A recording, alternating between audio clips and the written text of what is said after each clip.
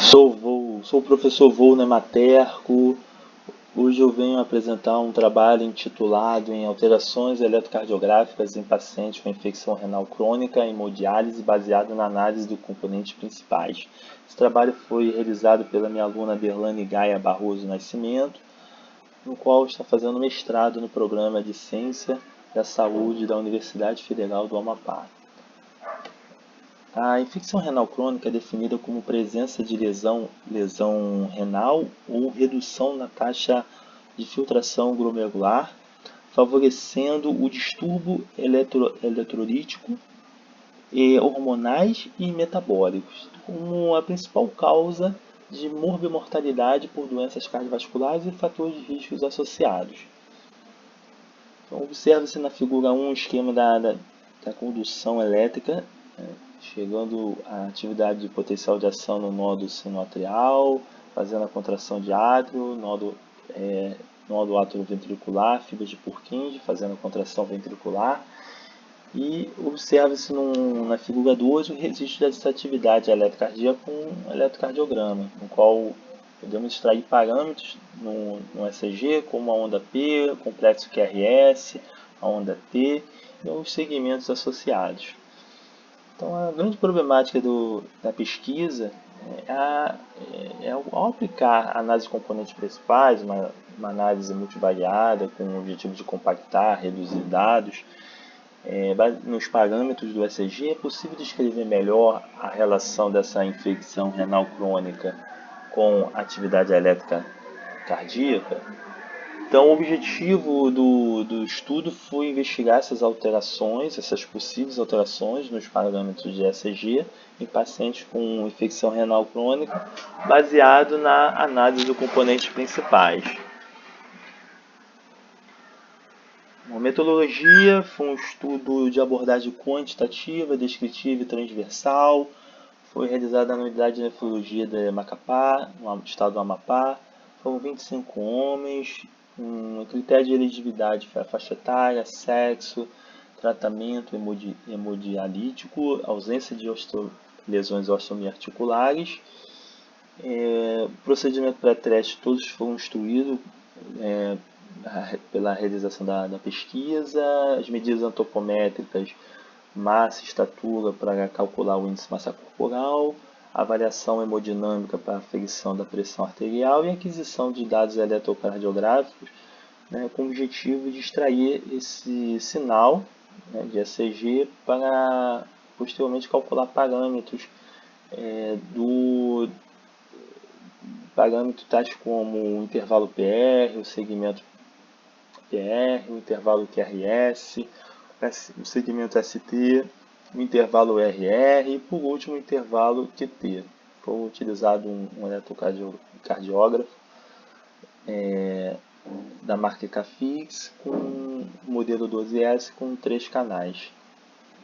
A análise de componentes principais foi análise estatística multivariada, no qual o objetivo baseado nesses parâmetros do ECG, a gente transformar em componentes com o objetivo de reduzir, compactar dados e, com isso, estudar o alto valor e, posteriormente, o alto vetor, quanto dessas alterações no ECG vão contribuir grande contribuição para cada componente principal.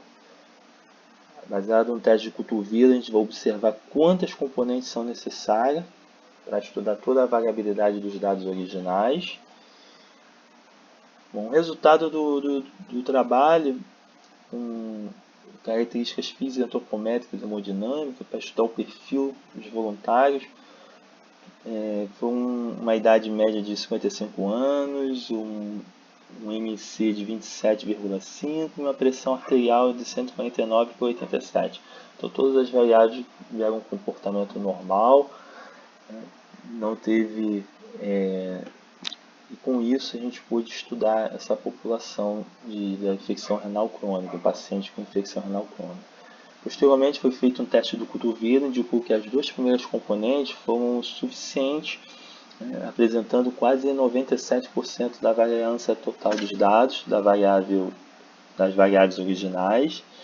E baseado na primeira e na segunda componente, a gente observou quais são os parâmetros do ECG que teve maior contribuição. E o intervalo PR e o intervalo QT corrigido observou foram os parâmetros do ECG que teve maior contribuição na segunda componente, e o intervalo RR foi um parâmetro do ECG que teve maior contribuição na primeira componente. Então, baseado nisso, né, a gente colocou um gráfico biplot, observando todos esses parâmetros do eletrocardiograma em pacientes com infecção renal crônica, qual foi mais que deu maior importância, qual os parâmetros que teve maior contribuição. E observou que o intervalo QT, o IPR, foram os parâmetros que contribuíram maior na segunda componente, e o intervalo RR foi um parâmetro que contribuiu muito grande para a primeira componente. Então, observando isso, né, agora confrontando, discutindo os dados dos estudos anteriores com os nossos dados, observou que o intervalo PR é o parâmetro da onda R e é relevante na variação de risco para o aumento da hipertrofia do ventrículo esquerdo, causando uma disfunção diastólica e fibrilação atrial. Então, isso contribuiu, confirmando o resultado do nosso estudo.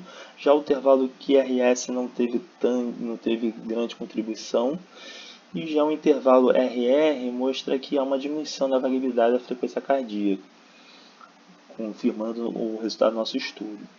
E por último, o QT, né, também foi muito importante no nosso estudo. Conclusão: que as alterações em pacientes estão diretamente ligadas ao sistema nervoso simpático, com diminuição da variabilidade da frequência cardíaca. Quero agradecer ao apoio da Fundação do Amparo da Pesquisa do Amapá. Muito obrigado.